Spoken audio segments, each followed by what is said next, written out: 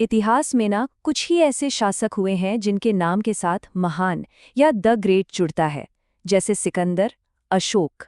और इन्हीं में से एक नाम है जलाल उद्दीन मोहम्मद अकबर।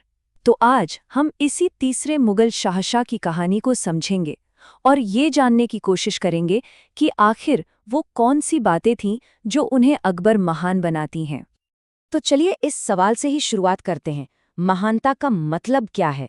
क्या ये सिर्फ जीती हुई लड़ाइयां हैं, या एक भरा पूरा खजाना, या फिर अपनी अलग अलग तरह की प्रजा को एक साथ जोड़कर रखने की काबिलियत? हम अकबर के करीब 50 साल लंबे शासन को इन्हीं पैमानों पर तौलकर देखेंगे। सबसे पहले उस माहौल को समझते हैं जहां से अकबर ने शुरुआत की।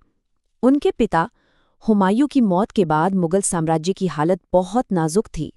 चारों तरफ से दुश्मन सिर उठा रहे थे और दिल्ली का तख्त सचमुच कांप रहा था। जरा इस टाइमलाइन पर गौर कीजिए। अकबर का बचपन कोई महलों में नहीं बीता, और महज 13 साल की उम्र में, सोचिए सिर्फ 13 साल की उम्र में, उनके सिर पर सल्तनत का ताज रख दिया गया। और उसी साल पानीपत की दूसरी बेहद अहम लड़ाई में हेमू को हराकर इस नौजवान बादशाह ने यह साफ कर दिया कि वो यहाँ सिर्फ हुकूमत करने नहीं, बल्कि एक पूरा साम्राज्य बनाने आया है। तो एक बार जब दिल्ली की गद्दी महफूज हो गई, तो अकबर ने अपनी नजरें पूरे हिंदुस्तान के नक्शे पर दौड़ाईं। उनकी महानता का जो पहला स्तंभ था, वो एक शानदार मिलिट्री कमांडर के तौर पर उनका उभरना था। अकबर ने लगभग आधी सदी, पूरे 49 साल हुकूमत की।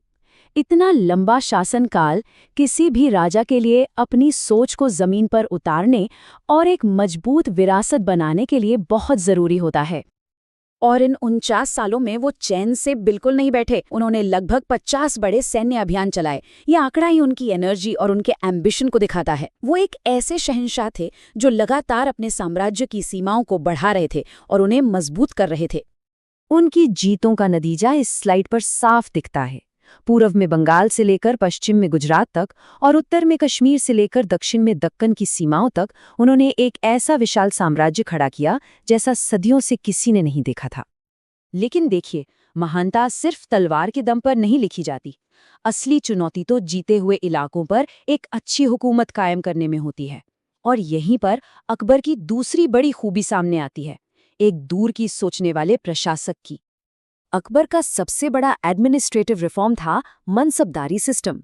ये एक बहुत ही कमाल की व्यवस्था थी जिसने साम्राज्य के काम करने का तरीका ही बदल दिया। इसमें हर बड़े अधिकारी को एक मनसब या रैंक दिया जाता था। इससे हुआ ये कि वफादारी सीधे बादशाह के प्रति हो गई, और इसने मुगल साम्राज्य को सदियों तक ताकत दी। इसी तरह उनके वित्त मंत्री राजा टोडरमल ने जमीन का बंदोबस्त किया। पहली बार जमीन को ठीक से नापा गया, उसकी उपज का हिसाब लगाया गया और फिर एक तय टैक्स लगाया गया। इस सिस्टम ने किसानों को भी राहत दी और सल्तनत को एक स्टेडी इनकम भी दी। ये उस जमाने में डेटा पर आधारित शासन का एक बेहतरीन उदाहरण था।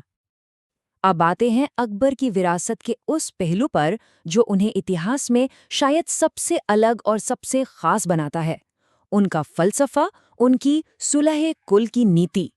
सुलह कुल का मतलब था सबके साथ शांति। ये सिर्फ सहन करना नहीं था, बल्कि सभी धर्मों का दिल से सम्मान करना था। सोचिए, उस दौर में जब यूरोप धर्म के नाम पर लड़ रहा था, अकबर हिंदुस्तान में एक ऐसा राज बना रहे थे जहां शासक का धर्म प्रजा पर थोपा नहीं जाता था, बल्कि वो सबकी बराबरी पर यकीन करता था। ये अपने समय से बहुत आगे की सोच थी। और ये सिर्फ बातें नहीं थी। इस स्लाइड पर देखिए, 1563 में उन्होंने हिंदुओं पर लगने वाला तीर्थ यात्रा कर हटा दिया, और 1564 में गैर मुसलमानों से लिया जाने वाला जजिया कर भी खत्म कर दिया। ये सिर्फ आर्थिक फैसले नहीं थे, ये एक बहुत बड़ा पॉलिटिकल मैसेज था कि साम्राज्य में सभी प्रजा बराबर है। उनकी इस सोच का जीता जागता सबूत था फतेहपुर सीकरी का इबादत खाना। ये एक ऐसी जगह थी जहां मुस्लिम उलेमा, हिंदू पंडित, जैन मुनि और ईसाई पादरी सब एक साथ बैठकर धर्म और दर्शन पर बहस करते थे। अकबर हर किसी को सुनना चाहते थे, सच को उसके हर रूप में समझना चाहते थे। एक महान शासक की कहानी पत्थरों और किताबों में भी लिखी जाती है। अकबर की महानता का चौथा स्तंभ है कला, साहित्य और वास्तुकला को दिया गया उनका संरक्षण। उनके जमाने में 60 से ज्यादा बड़े निर्माण कार्य हुए। उन्होंने किलों, महलों और शहरों की एक ऐसी पूरी चेन बना दी जिसने उत्तर भारत का चेहरा ही बदल दिया। फतेहपुर सीकरी जैसा पूरा का पूरा एक नया शहर बसा देना या आगरा और लाहौर के विशाल किलों को बनवाना, ये सिर्फ इमारतें नहीं थीं। ये एक आत्मविश्वास से भरे साम्राज्य की ताकत और उसकी खूबसूरती का प्रदर्शन थी, और ये आज भी अकबर की दूरदृष्टि की गवाही देती हैं। वास्तुकला के साथ साथ उनके दरबार में ज्ञान और साहित्य की भी कोई कमी नहीं थी। अबुल फजल ने अकबरनामा और आईने अकबरी जैसी किताबें लिखीं जो सिर्फ बादशाह की तारीफ नहीं करतीं, बल्कि उस दौर के समाज, प्रशासन और अर्थव्यवस्था का एक अद्भुत दस्तावेज हैं। तो घूम फिरकर हम अपने पहले सवाल पर वापस आते हैं। इन सब के बाद क्या हम कह सकते हैं कि अकबर महान थे? चलिए एक नज़र डालते हैं। ये स्लाइड उनके काम के स्केल को एक नज़र में दिखाती है। 49 साल का शासन, करीब 50 सैन्य अभियान, 60 से ज़्यादा बड़ी इमारतें और कई भेदभाव भरे करों का अंत। ये आंकड़े अपने आप में एक पूरी कहानी कहते हैं।